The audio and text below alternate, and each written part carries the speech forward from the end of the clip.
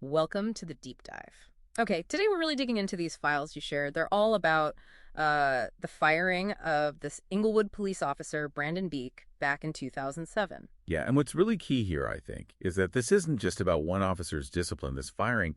It's it's like a window, really, a critical window into this whole institutional crisis happening at the Inglewood Police Department. Yeah. The IPD around that time, say 2006 to 2009. Right, a window. So the mission then for us is to figure out how this one guy's case, his misconduct, sort of exposed this much bigger systemic problem, a rot, really, that eventually brought in the federal government. Exactly. Okay, so let's get into the specifics. Brandon Beak fired March 2007, and the sources show this wasn't like a one-off thing. No, not at all. He was one of 7 officers let go at the same time. 7, yeah. For misconduct related to, I quote, visiting massage parlors or covering for officers who did. And this all came after some incident in December 2006, right? With Beak and another officer following a woman.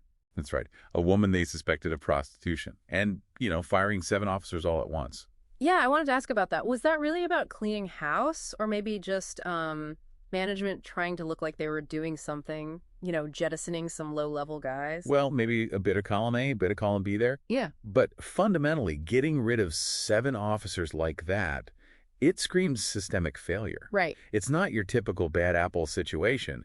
It points to a whole culture, a breakdown in oversight. And, people look for digital trails now. Like that Batphone 895 handle mentioned. Exactly. But the lack of something like that, well, you got to remember, this was 2007. Pre-widespread social media, really.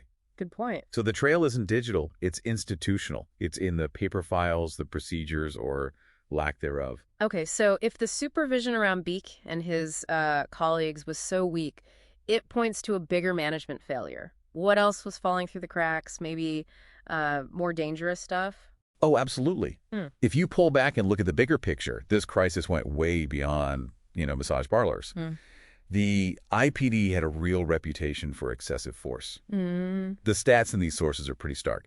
Between 2003 and 2008, 5 of the 11 people shot and killed by IPD officers, they were unarmed. Wow. Let's just pause on that. 5 unarmed people out of 11 shootings.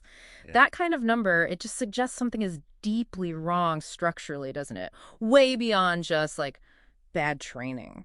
It really does. And that level of crisis, it led directly to the U.S. Department of Justice stepping in.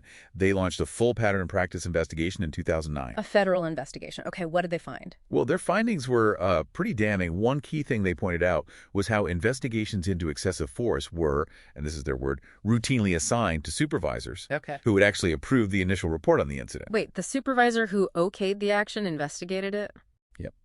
Which, as the DOJ said, creates an apparent conflict of interest. It basically makes real accountability, almost impossible. Like internal sabotage, as you put it earlier. That sounds, well, completely broken. It seems like the city really had no choice but to bring in someone totally new to fix things. Who'd they get? So in August 2007, they brought in Chief Jacqueline Seabrooks. Total outsider. She was a captain from Santa Monica PD. An outsider. That must have been a big deal. Huge. And not just an outsider. She was one of only 15 female police chiefs in the whole state at the time. And the first woman ever to lead a city police department in California. The first. Wow. Yeah. So her appointment wasn't just practical. It was highly symbolic. A really clear signal that they were trying to break up that insular, good old boy culture. Okay, so pulling this all together for you listening, the aha moment here is seeing that Brandon Beak's case, his individual firing, it wasn't the main event. It was more like a crucial piece of data, a data point that helped trigger this huge federal intervention and force massive changes across the whole department. That's exactly. But, and this is important, the road to real transparency. It's still incredibly difficult, even after major reforms. There's a final piece here you have to consider. Okay. In 2018, years later, the Inglewood City Council actually voted to purge over 100 police misconduct files. Purge them. Destroy them. Essentially make them disappear. And they did this just weeks, literally weeks, before a new state law, SB 1421, was about to take effect. A law designed to make those exact kinds of files public. So they rushed to hide them before the transparency law kicked in? It certainly looks that way. And it leaves us with a really provocative question, doesn't it? What happens? What does it mean for accountability? when the actual records you need to understand the past and hope stop it from happening again are just intentionally wiped away.